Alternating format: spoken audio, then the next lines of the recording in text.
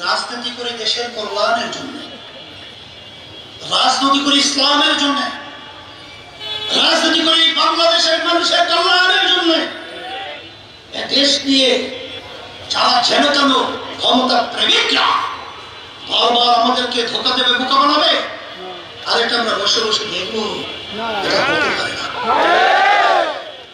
এর পরিবর্তন করতে হবে, আর এর পরিবর্তন একটাই নীতি আদর্শ, তার নাম হলো ইসলাম। এই জন্য আমরা ভাইদের কি বলবো, আমরা আওয়ামী লীগের শাসন দেখেছি, বিএনপির শাসন দেখেছি, জাতীয় পার্টির শাসন দেখেছি, কিন্তু ইসলামী নীতি আদর্শের শাসন দেখতে নাই।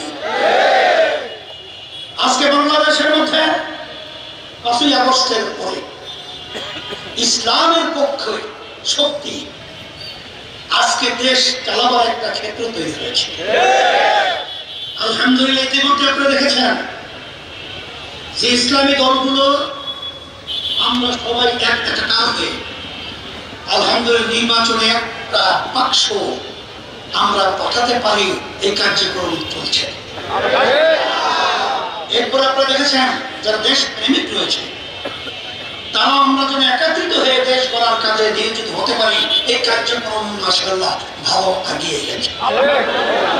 কিন্তু এটা দেখে সামনে যাতে প্লেটে খানা পাড়া মানে প্রস্তুত, এটা সরে যাবে, এটা কি সহ্য করতে পারে?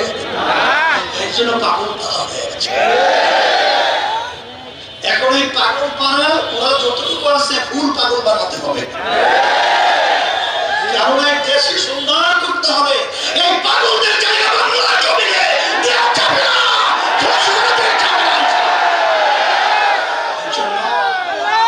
আমি সকলকে আহ্বান জানাবো, দুনিয়াতে শান্তি, আখেরাতে মুক্তি, একমাত্র তার নীতি আদর্শের নাম হলো ইসলাম।